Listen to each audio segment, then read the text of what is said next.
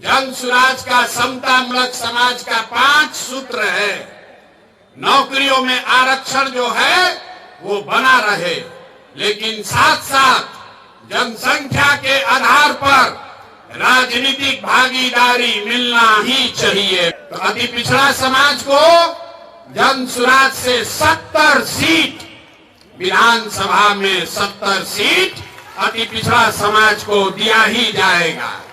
यहाँ जितना इस रोड पर दल वाला है, यहाँ बगल में एक दल है, एक पीछे दल है, एक उसके पीछे दल वाला अपना बंगला कब्जा किया है। ये तीनों लोग मिलके 70 आदमी को अति पिछड़ा समाज का टिकट नहीं दे सकता है।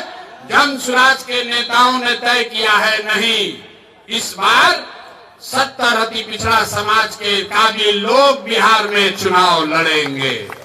तो पहला है नौकरियों में आरक्षण बना रहे, दूसरा है जनसंख्या के आधार पर आपको राजनीतिक भागीदारी मिले, लेकिन 3 और बात, शिक्षा के लिए जब तक गरीब का बच्चा पढ़ेगा नहीं तब तक उसको आरक्षण का लाभ नहीं मिल सकता है।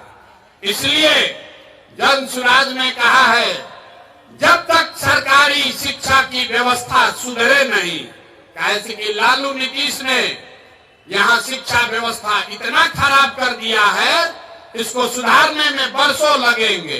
तो जन सुराज ने कहा है, याद रखिए, जब तक बिहार में सरकारी शिक्षा की व्यवस्था सुधरेगी नहीं, तब तक गरीब से गरीब आदमी आप अपने बच्चे को प्राइवेट स्कूल में भेजिए, उसका खर्चा फीस सरकार के ओर से दिया जाएगा, ताकि गरीब से गरीब का बच्चा भी बढ़िया अंग्रेजी मीडियम स्कूल में पढ़ पाए। चौथी बात है भूमि सुधार।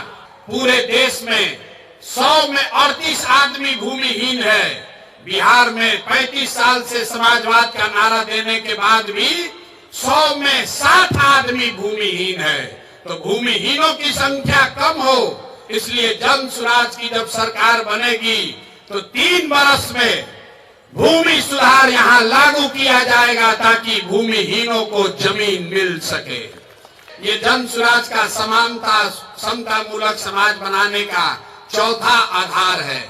और 5वां आधार है पूंजी वितरण में समानता।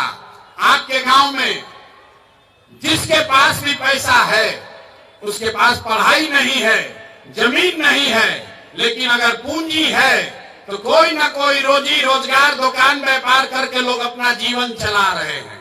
लेकिन समाज में जो लोग पीछे छूट गए हैं, उनके पास पूंजी की उपलब्धता नहीं है। आप बैंक में जाते हैं, गरीब को कोई लोन नहीं दे रहा है। तो जन सुराज के समतामूलक समाज का 5वां आधार है पूंजी के वितरण में समानता।